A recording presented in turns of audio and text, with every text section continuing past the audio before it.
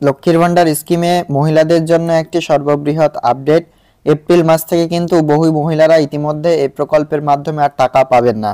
তো আজকের এই ভিডিওতে আমরা আপনাকে ক্লিয়ারলি জানাবো কারা এপ্রিল মাস থেকে টাকা পাবেন এই প্রকল্পে, কারা পাবেন না। তাই জানতে হলে ভিডিওটি অবশ্যই শেষ পর্যন্ত দেখুন। রাজ্য সরকারের চালু করা লক্ষ্মীর ভান্ডার প্রকল্পের মাধ্যমে রাজ্যের বহু মহিলারা এতে আবেদন করে ইতিমধ্যে সেখান থেকে সুবিধে পাচ্ছেন। এই প্রকল্পে আবেদন করতে গেলে আপনাদের যেই দুয়ারে সরকার কিংবা ব্লক অফিসে গেলেই আপনারা এই প্রকল্পে আবেদন করতে পারবেন এবং আবেদন একবার করলেই আপনারা এই প্রকল্পের মাধ্যমে বারবার টাকা কিন্তু পাবেন।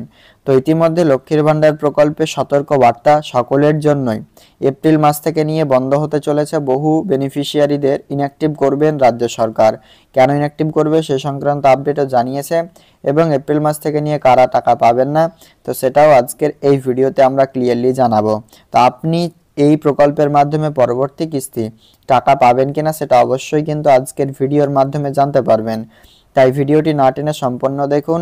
এরকম লেটেস্ট ও ইনফরমেটিভ আপডেট পাওয়ার জন্য চ্যানেলটিকে অবশ্যই সাবস্ক্রাইব করে বেল আইকনে ক্লিক করে অল অপশন অন করতে ভুলবেন না।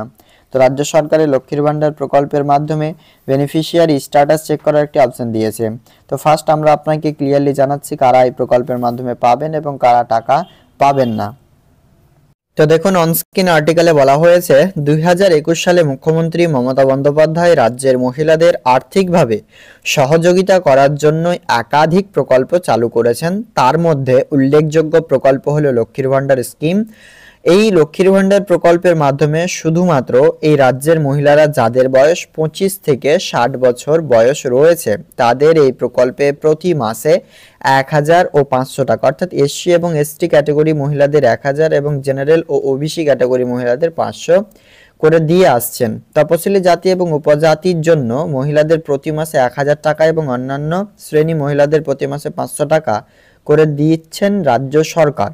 তবে মুখ্যমন্ত্রী মমতা বন্দ্যোপাধ্যায়ের ঘোষণা অনুযায়ী 2021 সালে সেপ্টেম্বর মাস থেকে শুরু করে 2024 সালে মার্চ মাস পর্যন্ত মহিলাদের প্রতি মাসে 1000 টাকা ও 500 টাকা করে দিয়ে আসছেন। তবে ইতিমধ্যে পশ্চিমবঙ্গ রাজ্য সরকার ও পশ্চিমবঙ্গ বর্তমান অর্থমন্ত্রী চন্দ্রিমা ভট্টাচার্য 8ই ফেব্রুয়ারি রাজ্য বাজেটে লক্ষ্মীর ভান্ডার প্রকল্পের টাকা বৃদ্ধি করার কথা ঘোষণা করেছিলেন।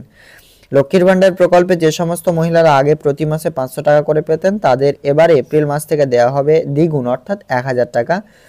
500 এর পরিবর্তে প্রতি মাসে 1000 পাবেন এবং যারা আগে প্রতি মাসে 1000 পেতেন তাদের জন্য অর্থাৎ তপশিলি জাতি ও উপজাতির জন্য টোটাল আপনাদের প্রতি মাসে দেওয়া হবে 1200 টাকা করে। সেটা কথা তিনি বাজেট পেশের সময় জানিয়েছিলেন অর্থাৎ ঘোষণা করেছিলেন।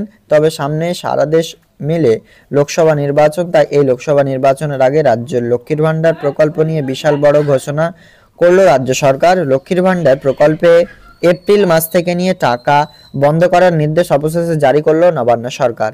লক্ষ্মীর ভান্ডার প্রকল্প নিয়ে বেশ কিছুদিন আগে নবান্নের তরফে একটি নোটিফিকেশন প্রকাশিত করা হয়েছিল। সেখানে বলা হয়েছে যে সমস্ত মহিলারা লক্ষ্মীর ভান্ডার প্রকল্পে আবেদন করার পর থেকে পেটিএম পেমেন্টস ব্যাংক টাকা নিচ্ছেন অর্থাৎ পেটিএম পেমেন্টস ব্যাংক দিয়ে অ্যাপ্লিকেশন সাবমিট করেছিলেন। লক্ষ্মীর ভান্ডার প্রকল্পে পেটিএম পেমেন্টস ব্যাংক লিঙ্ক করেছেন সেই সমস্ত মহিলাদের 15 মার্চের পর থেকে লক্ষ্মীর ভান্ডার প্রকল্পের সহ বৃদ্ধ ভাতা, বিধবা ভাতা, তপশিলি জনজাত সকলেরই জন্য বলা হয়েছে বিধবা ভাতা, প্রতিবন্ধী ভাতা এবং জয় জোহার প্রকল্প সমস্ত প্রকল্পের মাধ্যমে Paytm payments bank are eligible হবেন না।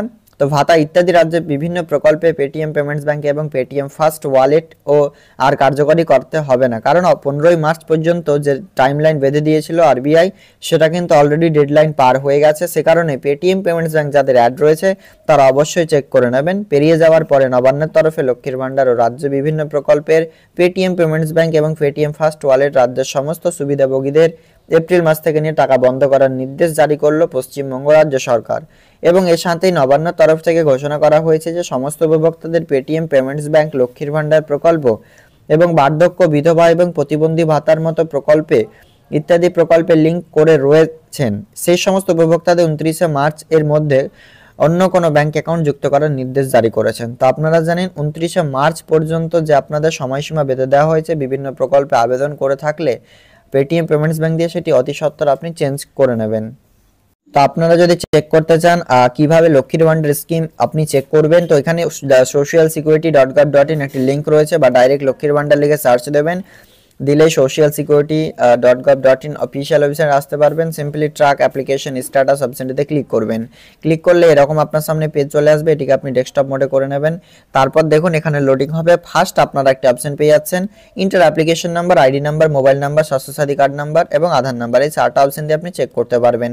যে কোনো একটা অপশন চয়েস করে নেবেন, কোনো রকম সিলেক্টের দরকার নেই। এই ক্যাপচা কোডটি দেখতে পাচ্ছেন, এই ক্যাপচা কোডটি এই জায়গাটাতে ফিল করবেন। দেন নিচে সার্চ অপশন রয়েছে, সার্চ অপশনে ক্লিক করবেন। আপনার যদি ভ্যালিড ডকুমেন্টস আপনি এন্টার করে থাকেন সেক্ষেত্রে আপনার স্ট্যাটাস চলে আসবে। তো এই জায়গাটাতে আপনারা এখানে দেখতে পাচ্ছেন যে ব্যাংক অ্যাকাউন্ট স্ট্যাটাস, এই জায়গাটাতে আপনি দেখে নেবেন ভ্যালিডেশন এন্ড সাকসেস রয়েছে কিনা, রেডি ফর পেমেন্ট আছে কিনা। রেডি ফর পেমেন্ট যদি আপনার এখানে গ্রিন কালার যদি না থাকে সেক্ষেত্রে পাবেন না। স্ট্যাটাস দেখে নেবেন অ্যাক্টিভ বেনিফিশিয়ারি রয়েছে কিনা। আজকের ভিডিওতে মূল্যবান কিছু তথ্য আপনাকে জানালাম, তাই অবশ্যই যিনারা পেটিএম পেমেন্টস ব্যাংকে নিচ্ছেন অবশ্যই এডিট করে নেবেন ব্লক অফিসে গিয়ে ব্যাংক অ্যাকাউন্ট যে কোনো প্রকল্পের মাধ্যমে। তো ভিডিও ভালো লাগলে অবশ্যই লাইক করবেন, আর চ্যানেল নতুন হলে সাবস্ক্রাইব করে বন্ধুদের সাথে ভিডিওটি শেয়ার করতে ভুলবেন না।